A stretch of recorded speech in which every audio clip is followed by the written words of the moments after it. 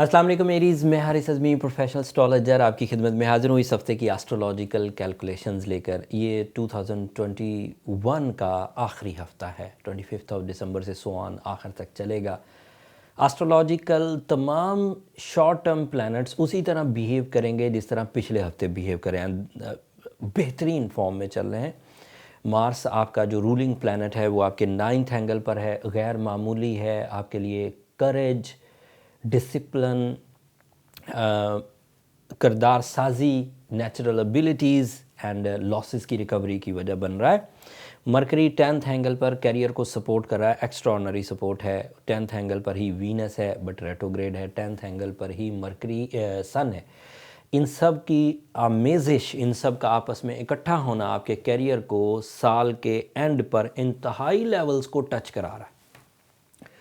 और ये जो लेवल्स हैं ये आपकी कारकर्दगी में मटेरियल साइड पर स्मूथनेस क्रिएट करेंगे। ऐसी स्मूथनेस जो आपकी ख्वाहिशात को भी पूरा करने की सलाहियत रखती है एंड आपकी ज़रूरियात तो ऑब्वियसली पूरी होंगी। जो इस हफ्ते नई तब्दीली है और वो बड़ी है और उसको समझने की ज़रूरत है, वो ज़रा सुनिए। 29 दिसंबर होगा 2021। साल के शुरू होने में 3-4 दिन रहते होंगे कि आपका जुपिटर आपके 12th एंगल पर चला जाएगा। ये एक तरह से आपके लिए पॉजिटिव भी है लेकिन एक तरह से अलार्मिंग भी है एरीज़, और इस बात को ज़रूर समझिएगा। जुपिटर का 12th एंगल पर जाना जो स्पिरिचुअल टेंडेंसीज़ हैं, जो इमोशनल साइड है, जो रियलिस्टिक अप्रोचेस हैं, जो माइंड प्रेजेंस है, उसको बहुत बढ़ा देगा। अब आप उन होल से, उन टेम्पटेशन से, उन ख़राबियों से बाहर निकलेंगे जिन खराबियों को पहले आप अपनी ज़िंदगी का हिस्सा बनाकर ही चलते चले जा रहे थे। अगर आपकी उम्र अभी 20 साल थी तो ऐसी एज में तो अमूमी तौर पर गलतियां हुआ ही करती हैं और लोग सीख रहे होते, बच्चे जो 20 साल की टीन एजेस वाले सीख रहे होते।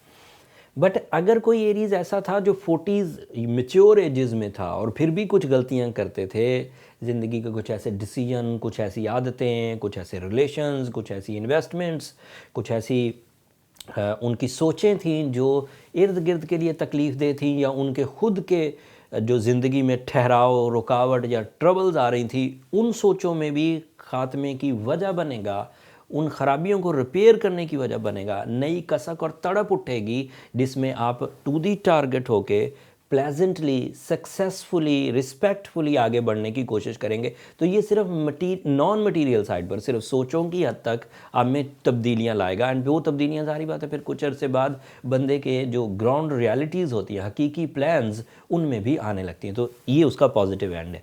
बट इसका नेगेटिव एंड सुनिए। You know 12th angle is angle जहाँ पर ज़्यादातर प्लैनेट्स जाकर कमज़ोर पड़ जाते हैं, और इनकी कमज़ोरी वो जिस तरह के भी रिप्रेजेंटेटिव हों, जिस तरह की भी फ्यूलिंग उनके ज़िम्मे हो, वो थोड़ी लो हो जाती है। और उसके लो हो जाने से वो फेज़ आपका कॉम्प्रोमेटिव फेज़ बन जाता है। तो Jupiter is representative of your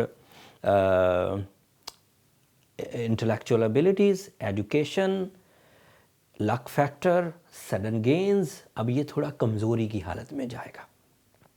लेकिन मज़े की बात यह है कि अमूमी तौर पर जुपिटर किसी एक हाउस में 1 साल तक रहता है, और जिस हाउस में वो किसी हाउस में अपीयर होता है तो वहाँ 12 साल के बाद अपीयर होता है।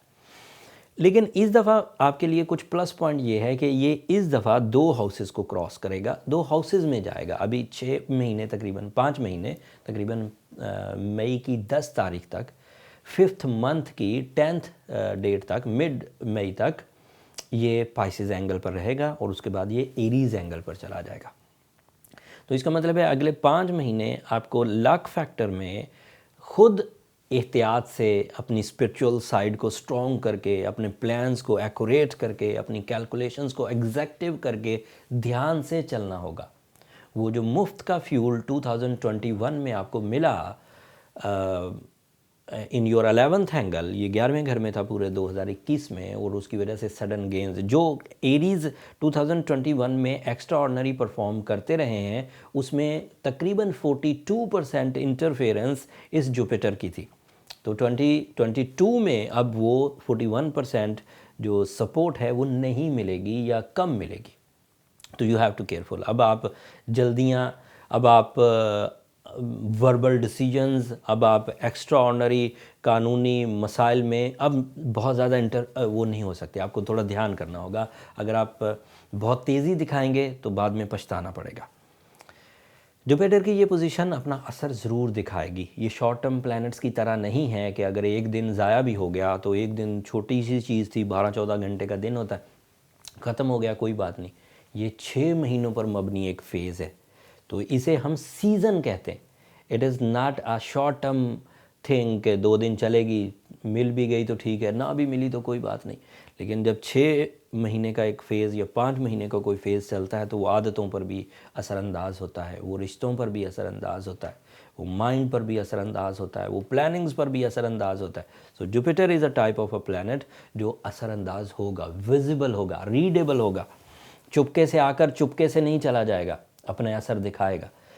दूसरी बात जो दबे लफ्ज़ों में कह के जा रहा हूँ, अभी तो सिर्फ जुपिटर आगे गया, 2023 में सैटर्न भी आगे जाएगा। एंड सैटर्न का आगे जाना तकलीफ़ दे अमल होगा। वो 12वें घर में इंटर होगा तो रूल्स के मुताबिक आप ट्रबल फेस करेंगे। सो उससे पहले पहले 2022 एंड 22 में पहले 5 महीने गैर मामूली हैं एरीज़। अपने ज़्यादातर मकासद को तकमील देने की कोशिश करिए।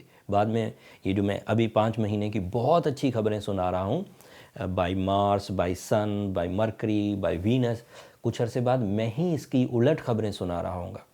तो एट दैट टाइम फिर ये गिला नहीं बनेगा कि मुझे पता नहीं चला। मैं तो अभी भी बरमला खुशखबरी सुना रहा हूँ, बट कुछ अरसे के बाद मैंने खबरें सुनानी है थोड़ी उलझी हुई, थोड़ी ट्रबल वाली। तो इसलिए ध्यान में रहिए एरीज़, ये संभलने का टाइम है। ऐसे तमाम प्रोजेक्ट्स जिनमें आप अपनी कारकर्दगी दिखाकर कामयाबियां हासिल कर सकते हैं, उनमें इन 5 महीनों में कारकर्दगी दिखा दीजिए।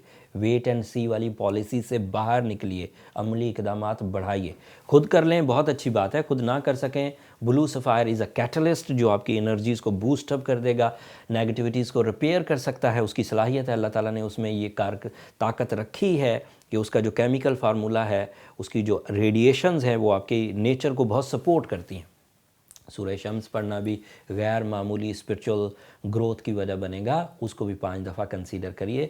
अगर ब्लू सफ़ायर एंड सूरह शम्स आप ऑलरेडी कर रहे हैं और फिर भी कामयाब नहीं हो रहे, तो फिर आपको अपने बर्थ चार्ट की तरफ जाना चाहिए। उसके लिए नंबर नीचे चलते रहते हैं, उन पर रब्ता करके आप अपने लिए टाइम ले सकते हैं, बट वो फ्री फोरम नहीं है एरीज़। होपफुली आप अंडरस्टैंड करेंगे। इन एडवांस आपको 2022 की बहुत मुबारक हो। अल्लाह ताला आपके लिए ये साल खुशियों का लेकर आए। अगले हफ्ते में कोशिश करके वो जो शॉर्ट टर्म वाली सेकंड पार्ट है जो पूरे साल के लिए होगा, वो मैं ज़रूर आपकी खिदमत में पेश कर दूंगा। दुआओं में याद रखिएगा, चैनल को सब्सक्राइब करना मत भूलिएगा, उससे हमारी ज़रा हौसला अफजाई हो जाती है। अगले हफ्ते तक के लिए अल्लाह ने के बाद।